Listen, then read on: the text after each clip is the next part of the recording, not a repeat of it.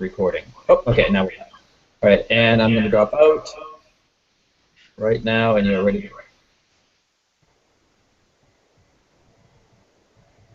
We're at the start of a 10-day discussion on high-value care, prompted by the publication of a study just moments ago in the New England Journal of Medicine about testing before cataract surgery among Medicare recipients. With me are some of the people who will be participating in the discussion of the paper on MedScribe, as well as two authors of the study. The participants include Vineet Arora, co-author of a new book, Understanding Value-Based Healthcare, from the Pritzker School of Medicine at University of Chicago. Steve Brown, Residency Director in Family Medicine at Banner University Medical Center in Phoenix. Lee Fleischer, a Senior Fellow at the Davis Institute of Health Economics at the University of Pennsylvania. Chris Moriartis, a hospitalist and Director of Implementation Initiatives at Costs of Care, as well as a member of the faculty of the University of California at San Francisco, and Mark Newman, also a Senior Fellow at the Davis Institute. The study authors with us today are lead author Catherine Chen of, among other places, the Center for Healthcare Value at UCSF, and senior author Adams Dudley of the Lee Institute for Health Policy Studies at UCSF. Welcome to all of you. And we have joining us Mika Nwanze, I believe, an ophthalmologist in private practice in Boston. Welcome, Mika. Oh, thank you. Let me start by giving the elevator summary of the study, which looked at over 400,000 Medicare recipients who underwent cataract surgery in 2011. In the month before surgery, both office visits and tests that could be construed as routine preoperative testing rose by over 60% relative to visits and testing in the preceding 11 months. The greatest predictor of testing, even more so than the patient's Charlson comorbidity score, was the identity of the operating ophthalmologist. I'll only add that routine pre-op testing for non-cardiac surgery has been discouraged by guidelines since 2002. Okay, so what does it all seem to mean? And I will ask our practicing ophthalmologist, since we seem to be picking on ophthalmology here, what his reaction to the study is. Mika. Oh, my reaction is twofold. First is that I believe that ophthalmologists are not necessarily the best position to evaluate patients for cardiac issues, and therefore they are likely to send for testing because most did internships. Some people did a transitional year, but you don't want ophthalmologists running your code because they're just not trained for it. Okay, all right. Fair enough, but I would observe, just for the rest of the conversation, that the study may not be so much about ophthalmology. It is about other non-cardiac surgeries, and the ophthalmologists are kind of a stand-in for everybody else, and and you were the unlucky group that were picked on. Catherine, is it fair to say that there was a roughly $17 to $20 million added cost from the excess tests that were done in this sample? Yeah, so we originally had calculated the total cost of testing in that preoperative month, and that ended up being about 16 million or so. And then what we did was we tried to subtract out the average cost in each of the months preceding the preoperative month from the cost in the preoperative month, and that number ended up being closer to 11 or 12 million. So what we are calling excess cost is that difference between the cost in the preoperative month and during the baseline period. Right, as I will try to point out with my finger, the 11 months preceding surgery were sort of a flat line in terms of the rate of testing and office visits, and then the month before it goes up, and then in the month after surgery it shoots back down again to the preceding level. So if you did a roughly 25% sample, I mean, those 400,000 people were roughly a quarter of all the Medicare recipients undergoing that surgery in 2011. Isn't that so? So we actually, instead of a 20% sample, we actually got a custom cohort from Medicare. So our patients are actually about 50% of all the patients who had cataract surgery in 1 year. About 50%. So the total cost to the national budget would be something on the order of $40 to $50 million in excess costs, according to your calculations. Right. Okay. All right. Okay. Could I comment about the cost? Go right ahead. Okay, so I did look at the cost differences, right? And I think that it averages to about $73.61 if you add the testing cost to the office visits. So the I believe the $12 million to about the $4 million figure, and then you divide it by the total number of people, which is about 53% of all the people who actually received the testing. So it comes out to about $73.61 on average as an excess cost for the people who were tested. And then I just tried to do some like back of the envelope type of calculations to try and figure out, is it cost effective, you know, like from a quality adjusted life year perspective. So the idea is that if you make certain assumptions, you mentioned in the beginning of the paper that there's approximately a 1% chance of death or cardiac complications, and included in and I assume that everyone who has cardiac surgery, you know, like who has like cataract surgery, will live for about 10 years. I think that's a fair assumption. You know, people get it in their 50s, 60s, and you know, with life expectancies, they're expected to live about 10 years, right, or more. But 10 years is I hope not too aggressive an assumption. And then if you assume that the adverse rate that this testing will actually prevent that 1% of complications, so of that 10 years, there's basically a 0.1 years of quality of adjusted life years that's gained at the cost of $73, right? So looking at the cost for quality is about $736 for quality adjusted life years, and compared to the threshold of about 50,000, that seems to be well within the range of what would be regarded as cost effective, you know. And so the idea is I also did some, you know, relatively brief kind of back of the envelope type of calculations, and I figured that unless the testing was worth at least $5,000 or more, or the rate of complications, severe complications, death or major cardiac events was less than 0.1%, then you could say that the $72 is actually not that bad.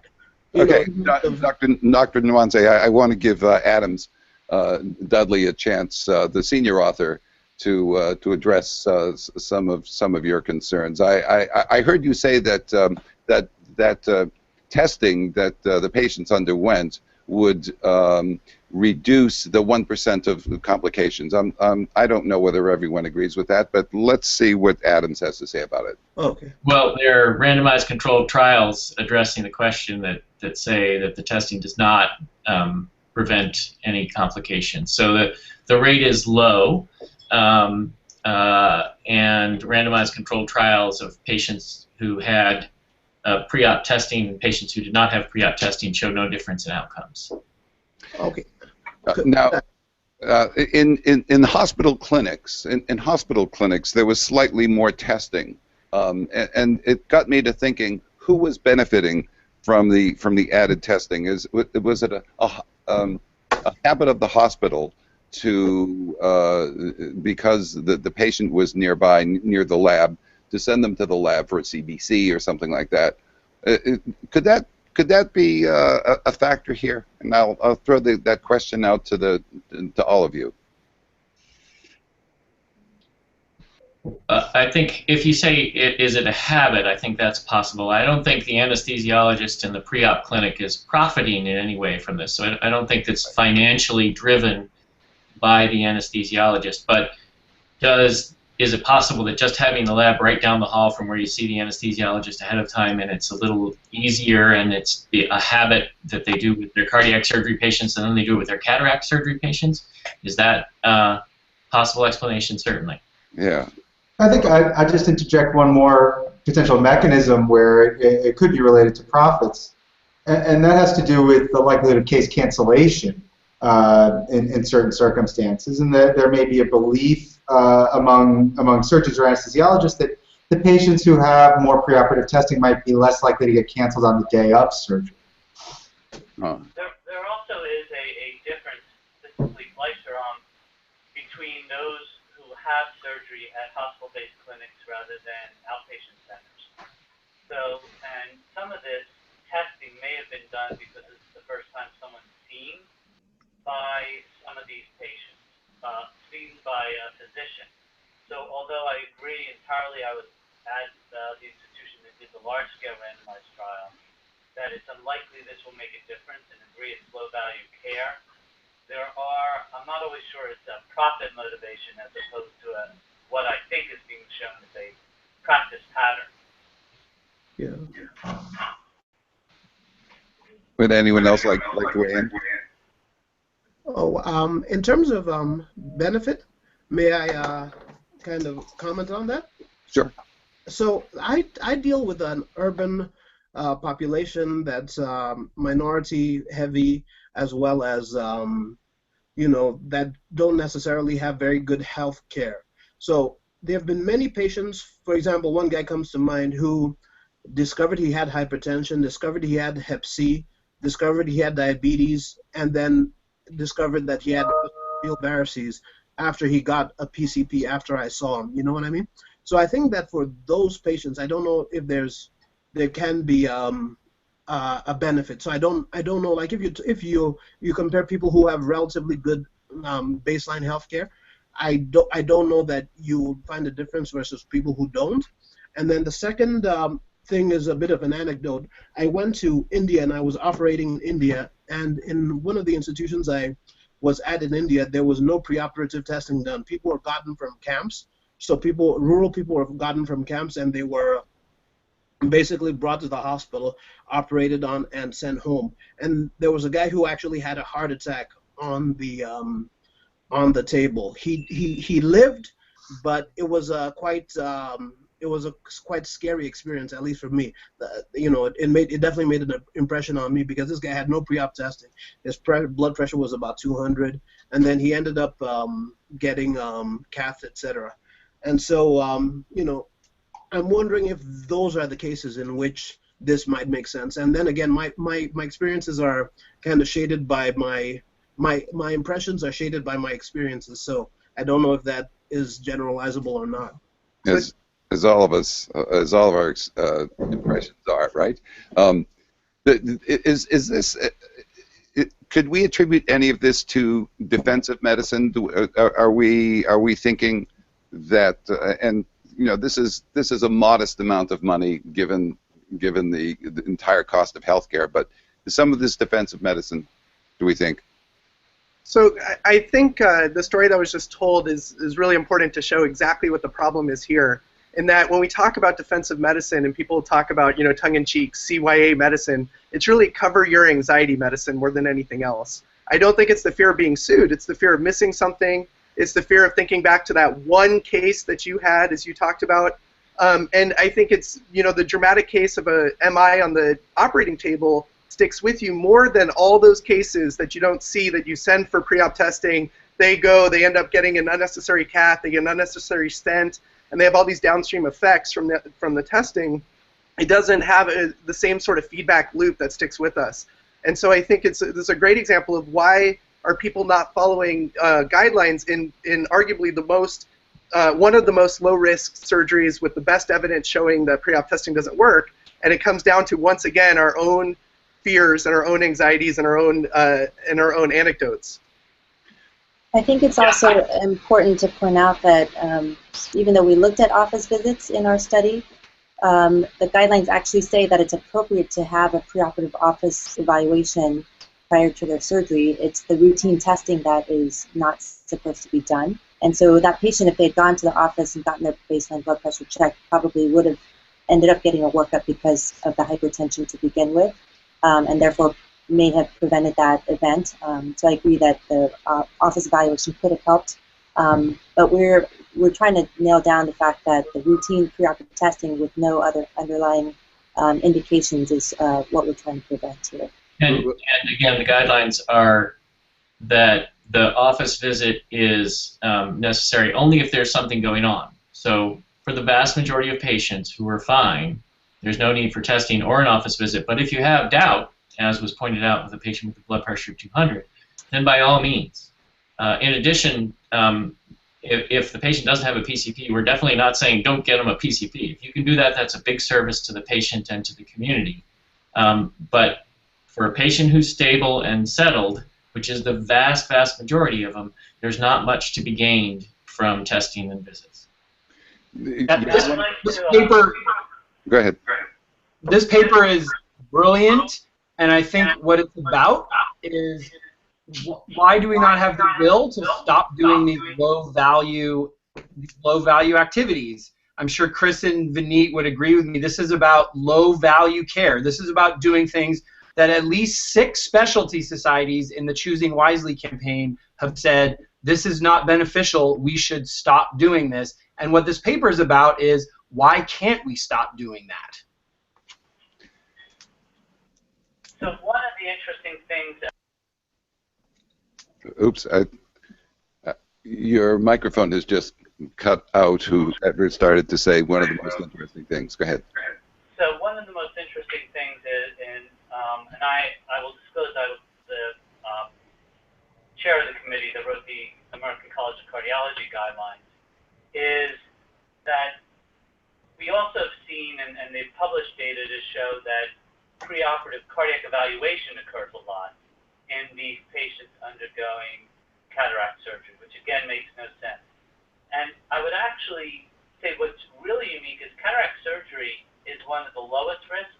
In fact, there's data to say that it's actually that comorbidities for patients who are stable don't influence the rate of complications. And you're correct. The randomized trial at Hopkins is the only really large-scale trial in pre-op testing. So this is, they picked the procedure and that is clearly, there's excellent evidence to say this should not be done. So I think that's one of the most unique things in one of the clearest indications out there. The data says testing should not be performed unless the patient's unstable. Now, Catherine, I wanted to ask you a question. If the patient just showed up for an office visit. Oh, I have a patient. Sorry, I have to. Okay. I'll be back. Catherine, if one of your patients had an office visit and just had their blood pressure measured, that would not have counted, correct? As a test. So, okay. That's, right. Okay. So we're only talking about lab tests or EKGs, chest X-rays, actual interventions besides the office evaluation. And the other thing that you excluded from the data were were visits to ophthalmologists and optometrists. They did not. Right. Because right. I was okay. So the difference. So as you observe in the paper, over the past 20 years, the prevalence of testing pre-op hasn't changed. Which may speak more to the influence or to the worth of guidelines if they're not being, with all due respect to our guideline writers, but if the guidelines aren't being acted upon, there must be something that's preventing. There must be something that's preventing that besides a case of nerves, isn't there? Right. Well, so I do think it's important to point out that the majority of the physicians in our study do appear to be adhering to guidelines because the I don't know if I can show the graph on my screen. Yep, we see it. There are two clusters of testing prevalence, and the first cluster is around the baseline rate of testing, which is around 33%. So the vast majority of physicians, I think, are following the guidelines, and there's only about 36% of physicians whose patients end up getting monthly tested. So one of the studies that we studied was that 26% of ophthalmologists account for, 26% of the patients account for 86% of the excess testing. And so I think it really is the fact that there are a certain group of physicians who, for whatever reason, and I don't think it's out of ignorance or negligence, but perhaps that's just the way they've always done things, or they think that by being thorough, they're doing a better service to their patients. But at least in this specific example of cataract surgery, we know that that is not the case. I do want to pick up on that because I think that One, I think the authors are to be commended on doing a phenomenal job looking at this and also demonstrating the variation. But we also know there's a lot of clinical inertia. And so it might not be that we also, we don't know who's exactly ordering the test, as was pointed out, but, you can imagine a protocol in an office where it's like, okay, we're referring to cataract surgery, they need these labs. And so because of the inertia, maybe they didn't see the guidelines and haven't had the processes in place to be informed to make the changes. And I think that your question around how do we really get physicians to follow guidelines speaks to the importance of tying real-time education. So it's not just that the paper comes out, but that how do we get the education into doctors' offices and into the patient's hands so they can say, hey, I don't need this test, or the doctor actually knows, well, actually a study was just published. And so I think this is sobering data, and we need to really think more creatively from an educational standpoint about how to really fix our processes of disseminating practice-changing information to our communities. So, Vineet, if I were given an order to go have a CBC done, and I showed up and first of all, I'm not going to see, if you wrote the order, I'm not going to see you. I'm going to see the lab technician, and I'm going to say to the lab technician, oh, this is a CBC, I'm having, a cataract removed. This is unnecessary. Do you think the technician is going to call you or going to say, well, I guess what's going to happen is that the patient has to talk to the physician and say, yeah. I disagree. Well, there's also, we could also change the way we pay for care, right? I mean, these tests don't need to be reimbursed, and obviously, if that would change things very quickly, if we had tie in the evidence-based into what's reimbursed, and I think there are efforts underway to do that. And I do empathize with the individual patients who do not have the luxury of the information always to even challenge whether they need the test or not, but at Cost of Care, we hear from patient stories and we collect patient stories. There's an essay contest open now where we will collect stories of individual patients trying to challenge the system and say, do I need this test? And sadly, they often don't realize until they get stuck with the bill that maybe they didn't need the test. And so I think that because of our obligation to our patients, we as a healthcare system and thinking about ourselves as stewards need to change this. And so and that's where we can't just say, oh, it's going to be the patient that asks. It's not every patient's going to be able to ask, so we need to take control of this and figure out how to solve this from within as well. And Joe, if I may, sure. I just want to show again this picture that Catherine held up briefly because the solutions are right there in this figure. So what you see here is a bell-shaped curve around 1/3 of patients getting testing. That's the vast majority of doctors who know I don't have to do any extra testing, and 1/3 is the baseline rate. Mm-hmm. And then added on to this, on this side of the distribution, is this other hump of doctors, and look at this great big doctors who do it 100% of the time. These are the docs who do it more than 75% of the time. Because you can so easily identify exactly who's doing it, you can go to them with educational interventions or Vineet's idea of changing whether they're paid, make them pay for it. But you can tell, first of all, the bell-shaped curve shows most of the docs accept that we don't need to do this. And then that extra tail on that distribution is the people that you can target directly for whatever you decide the intervention ought to be. This is one example, as you said, of places where we can use data to really have a big impact on care, and we know where to go with it, and we can even have some pretty good ideas about what to do with it. At the end of the paper, you say that the current guidelines discourage testing, but the effect of visits is unknown. And so, is that a study that you're thinking that you and your colleagues might undertake? Is the effect of the prevalence of or the need for visits rather, or is that outside the scope of your interest at this point? At the moment, doing an RCT of the value of visits would be a big undertaking. Yeah, but you'd have a lot of support. I don't know who would support that. Maybe a hospital association or something like that, but maybe not. what other thoughts have we got floating around out there? Because now for the next 10 days, there'll be a MedStro discussion about high value care, and what does that mean? What does high value care mean? It doesn't mean this. It doesn't mean testing 50% of the patients undergoing cataract surgery, does it? No, so high value care, people have different definitions for what that means, but in general, it's defined by quality or outcomes over cost, and it's really trying to bring together both the quality, patient safety, and patient experience, and think about that as the overall quality, and then also integrate the costs. And with costs, usually people think about not just charges or monetary costs, but also the downstream costs. The patient who had to miss a day of work to go get that pre-op testing, who was anxious about the false positive that they saw, and really balancing that. And so people boil it down to, as the Institute of Medicine called it, best care at lowest cost. And so that's really what we're trying to do, is encapsulate the best care while integrating the thought of all the downstream costs that come with the care that we provide.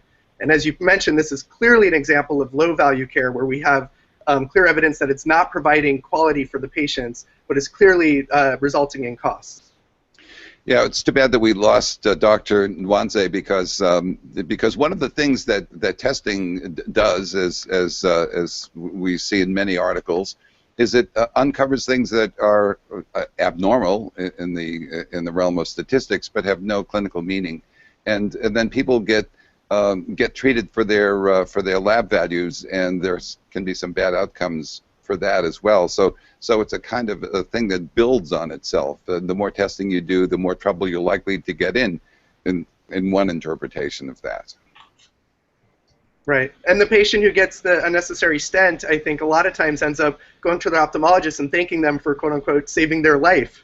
And so that's part of the problem too, is you get this positive feedback, and sometimes you don't really see the true outcomes that result down the line.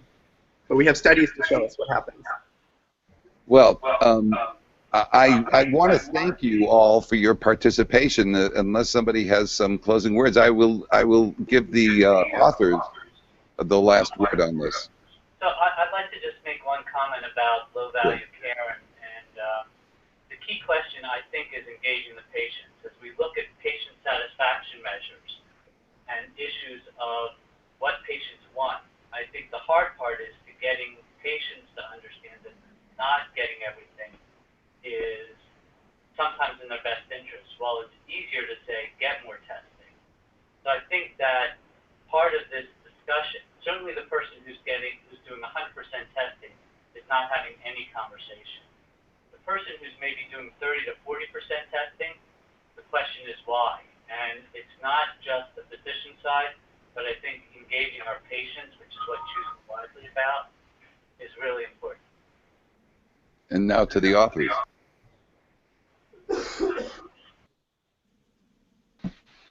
Catherine? So yes, so I want to thank New England Journal for their interest in this study, and I think it's just interesting, one of the reasons why we conceived this study is the fact that there's evidence for a lot of things that we do being unnecessary out there, but then it's really hard to measure in real life what is actually happening without the accurate data. So it's nice to see that we can use publicly available data from Medicare, analyze it, and come up with a very unique study that contributes a lot to the discussion on early utilization and healthcare value. Adams, would you agree that the Medicare data are the United States equivalent to some of the wonderful databases available in Europe, which we don't have access to? Well, we have access to, but there's no comparable database of patient experience or health here except Medicare. And so a lot of interesting studies can come out of this. I agree that a lot of interesting studies can come out of the Medicare data, but it's much more important how much of a barrier we have to getting to these kinds of data. The most expensive thing in this study was buying the data from Medicare. We spent more money on that than anything else. And can you reveal how expensive it was? How much was it? So it cost about $25,000 to purchase the custom cohort of cataract surgery patients, and that was actually funded by the grant from the Foundation for Anesthesia Education and Research. And without that grant, we wouldn't have been able to do this study. I would like to say that you paying that $25,000 was high value. And if I could end on, so the cost is important, and the cost to society is important, but I think it's critical here to remember that there's another cost that's not financial. There are two other costs that are not financial. One is if we send 2 million people having cataract surgery to the lab, just the amount of human time wasted going to do things that they don't need, and it's not fair to them. And then the other is if we do a test and anything's abnormal and we move down the road to interventions that cause harm, then there's that downstream clinical cost to the patient. And there's just no way to look at this from a patient perspective that you can't conclude we've got to do more than we have been doing to hold ourselves back. I know it's hard, I know it's going to be uncomfortable, and might occasionally leave us anxious, but it's just not fair to the patients. Well said, and thank you for the interesting study and for the great discussion among all of you. Thank you. Thank you.